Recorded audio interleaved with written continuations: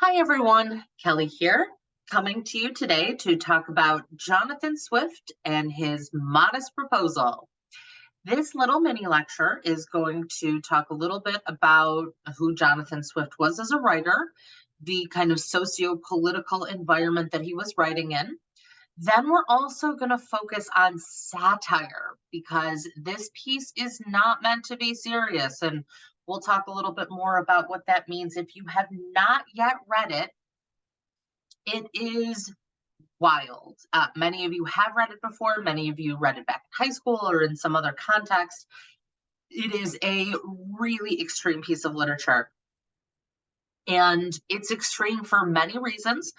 I want to talk about those today. And then I want to talk about not just how it uses logic, right? Pathos, logos, and ethos, that which we talk about almost every single week, but also how it employs logical fallacy in the name of satire. So I'm going to talk a little bit about Swift. I'm going to talk a little bit about the piece. I'm going to talk a little bit about some essay options. If you are so inspired by this, you may choose to write something based on it. And let's go right ahead and jump in. So Jonathan Swift, this character right here, he was born on November 30th, 1667 in Dublin, Ireland. So if we are our history buffs, we're remembering that in 1667, the printing press is on the rise. The scientific revolution, right, that comes from the Enlightenment is on its way. We've got contemporaries like Isaac Newton. We have individuals who are coming on the scene saying,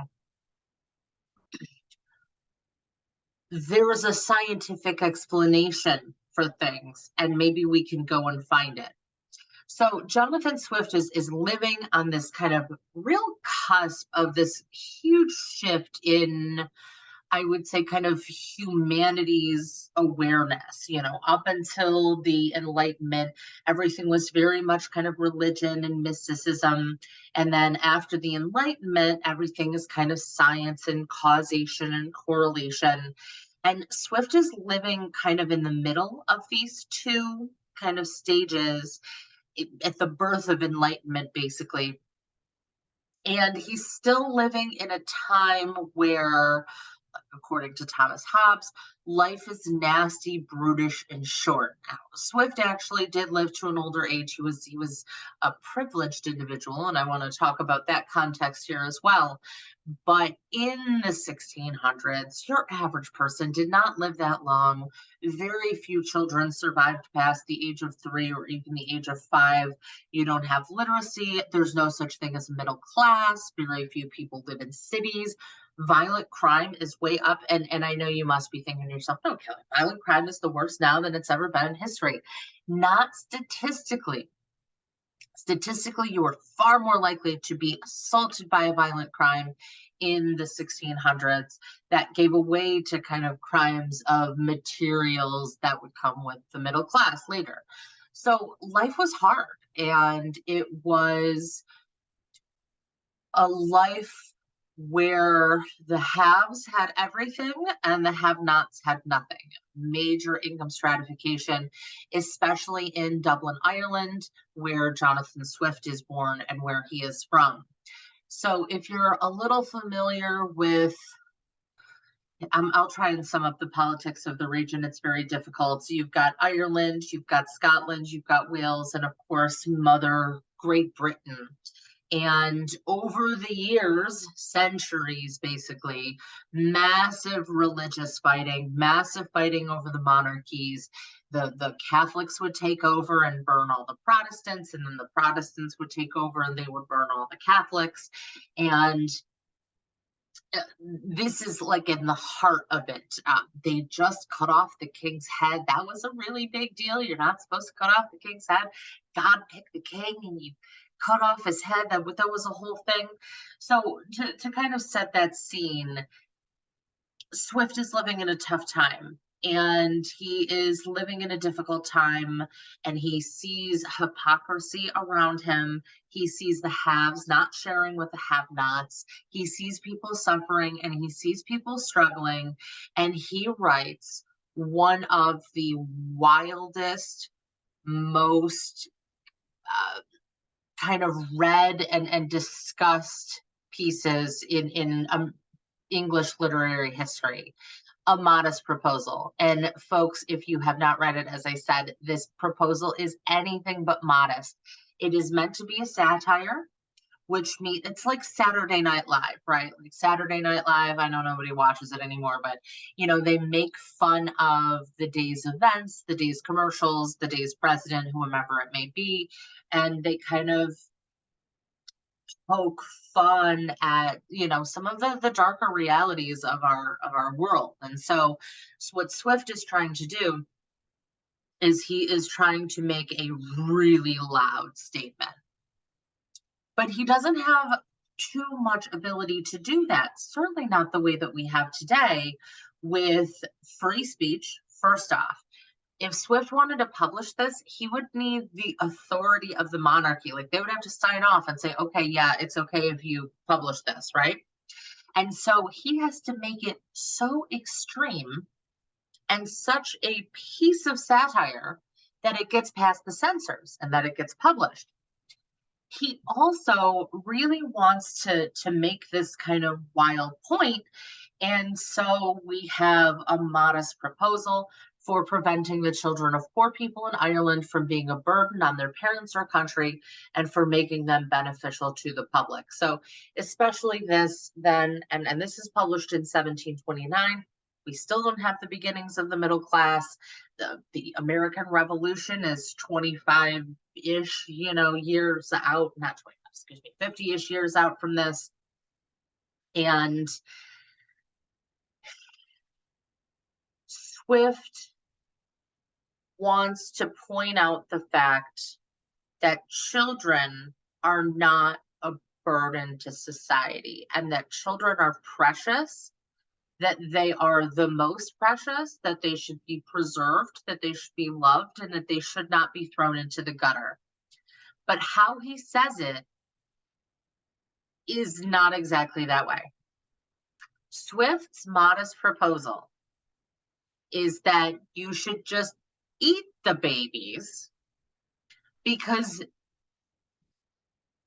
raising them and fattening them up and putting them on the market and eating them would make them not wasted children anymore, and it would stimulate the economy. And there's actually a bunch of different reasons. I'll talk about those here in a minute.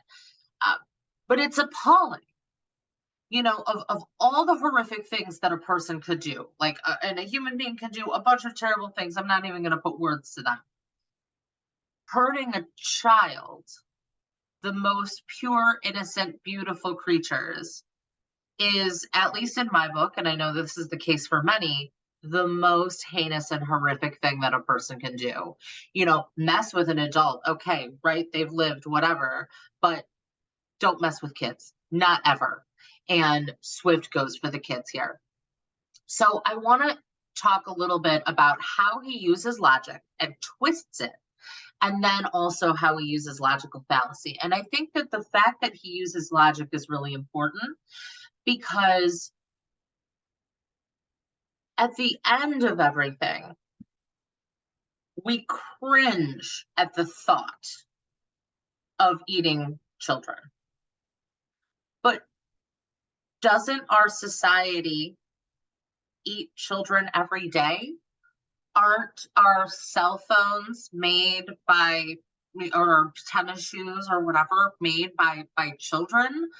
Don't children die all of the time from neglect and abuse because of our kind of cutthroat society that we live in? So does it make a difference? And it does. But on a philosophical level, if the rich already eat the poor, then is this really that much of a stretch? And it is, but this is what Swift is kind of driving us towards by the end of the essay. So some things that we should note is that He connects through a lot of logos here, folks. This essay has statistic after statistic after statistic, data after piece of data after piece of data after piece of data. He talks about, let me move down here. He talks about his intention for the piece, and he talks about how desperately society needs a solution and how much better off they could be with this potential solution. He brings in pathos at every level here, folks. There is emotion at every single corner of this essay. Yes, there's lots of logos. Yes, there's lots of ethos. There's a couple points of that I want to point out, but it's the whole piece is pathos. Speaking of ethos, there's a couple items. Number one, he's a doctor. I don't know if we caught that. Dr. Jonathan Swift, okay? That automatically makes him a much, much more credible author. Once we see those, the DR, or even really a fancy suit or a fancy car, we just get struck and we say, oh, they must know things about things. So Dr. Jonathan Swift is a doctor, but he's actually a doctor of divinity. He's a minister. And what this tells us is not actually his level of devotion to the church. And he got away with a lot of extra stuff because of his devotion to the church. Like he kind of had an inside track.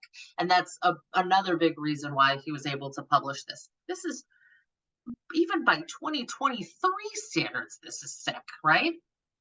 So he is this doctor. He comes with this credibility, but it's not necessarily from a sense of religion. In the 1600s, 1700s, as I said, you've got a huge difference between the rich and the poor. And the poor are not able to read, they're not educated. They, certainly paper and pen is only a luxury. It's a luxury item. Now, for the wealthy, though, there's kind of a way that things are done at this time. So Jonathan Swift is a male, and if he were the firstborn son, he would have gone into business because he would be inheriting the family's legacy. And Dr. Jonathan Swift comes from money. He is certainly an elite. And so that's the only reason why we have this piece is because of that. But after the firstborn son gets it all. Just that's their birthright. They get it all. But after that, then a male would either take a profession as a soldier, a lawyer, a doctor, or a minister. And the better positions were usually to go into the military or to go into the profession of the ministry. You go into the military, the British Empire is like the strongest in the world, and you get to sail all over and get all the spices and silk and things like that. If you go into the ministry, you're going to get a really nice house and wife and kids and job and a pretty good setup, being one of the main authorities in the town where your ministry was. Lawyering and doctoring took some more work.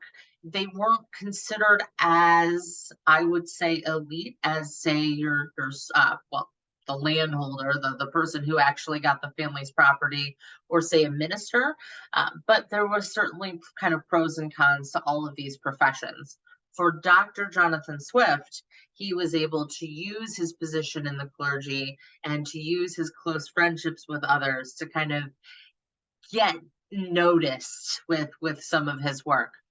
He uses a lot of other ethos in this piece, though. So certainly there's his own ethos, but there are also a couple of points where he talks about his friend from the United States.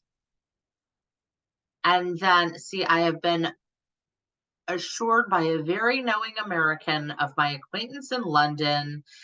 And then there's, put spoilers in if you guys haven't read it yet, but this knowing American is certainly an authority figure who can add ethos to his argument. He also mentions Salmanazar. Let me find that a little towards the end. Right here, like paragraph 120 here. But in order to justify my friend, he confessed that this expedient was put into his head by the famous Salmanazar, a native of the island of Formosa, who came from thence to London. So what Swift is doing is he's bringing in ethos in order to convey his claim, but the joke is kind of built in, and it's in the footnote of the copy that I've given you as well. Salmanazar was this huge fraud, right? So as I mentioned, the soldiers would kind of go around the world and be engaged in all sorts of things. Salmanazar finds himself in the UK, in Great Britain, and claims that he's from the island of Formosa, and he becomes this instant town sensation. Everybody has to have him to their talks and to their dinners and to their teas, and he's going to tell everybody what life was like in Formosa. Except he never went there. And eventually someone was like, no, guys, I've been there. They don't have any of that stuff that he's talking about. He's a fraud, and he was found out to be a fraud. He just totally made it all up, and he got his 15 minutes of fame by pretending that he was from Formosa and that they, ate children there, and it was fine. It was all good. So what Swift is doing is he's using basically bad ethos to prove that anyone could use bad ethos as proof. If we didn't have the footnote, if we didn't know that Salmanazar was a fraud, maybe using him would lead us to be more sold on the idea. And so at the heart of the satire is how Swift is able to bend pathos, logos, and ethos to justify the most horrific of horrific things, right? To even think that this could be a solution should be absolutely horrifying. We should also be seeing that connection, like, well, they do kind of eat the rich do kind of eat the children a little bit. And if you're thinking, no, Kelly, that's crazy, let me enter the school to prison pipeline as evidence A on that. And I could probably come up with some others too. So anyone with the right amount of skill and with the right knowledge of logic and logical fallacy can bend evidence and can bend rhetoric to argue whatever they want to argue. And that's tough, especially when we think about rhetoric as a performance. Is the goal to improve society, to change minds, to grow cognitively? Or is the goal to put on a better show than the other person? Sometimes I get concerned that our legal system and that our justice system is more about putting on a show than it can be about actual justice. So as you're reading this piece, and if you're really uncomfortable with it, don't read it, guys. It's not that important. It is a piece of classic literature that all English majors have studied for hundreds of years.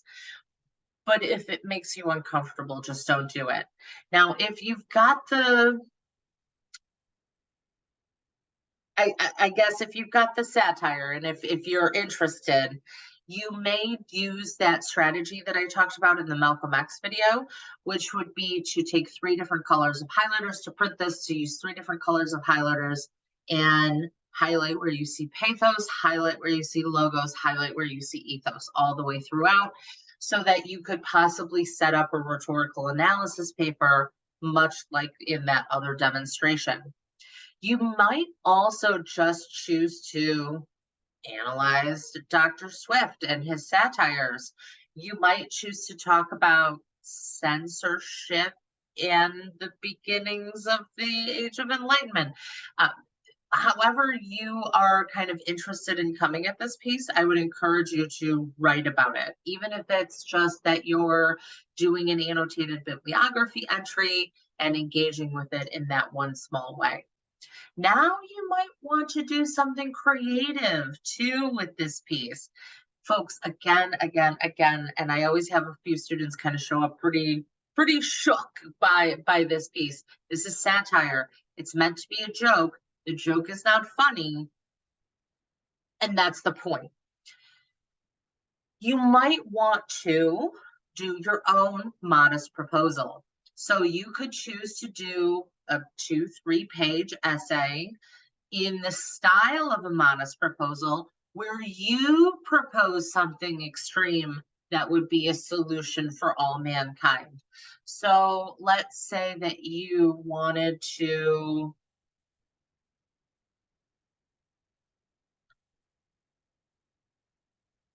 save all the turtles so you ban single-use plastic. I don't know. It could be something extreme. It could be something that you kind of are interested in joking about, but not joking. The idea is that it's a modest proposal. So whatever you propose to fix America should not be modest. Maybe it's, oh, give every American a sea turtle to fix the climate change, like something just ridiculous like that. And it can be a little dark. I'm okay with dark, folks. I like dark, but it should just be really far out and ridiculous. So consider maybe doing a creative piece on it in writing it in your own kind of way, and that would be really wonderful. So we've looked at a modest proposal here. We've talked a little bit about the context, about Jonathan Swift. We've talked a little bit about some of the pathos, logos, and ethos he uses, and he uses a ton of logos, but no spoilers or stomach turters. I think some of you might be put off the piece well enough by now, but it is certainly something. And it's something that made it past the censors and onto our desks here so many years later. If you have any questions about it, if you want to talk about it, if you want to bounce any ideas off of me, shoot me a quick email, sign up for a Zoom appointment, let me know, and happy writing.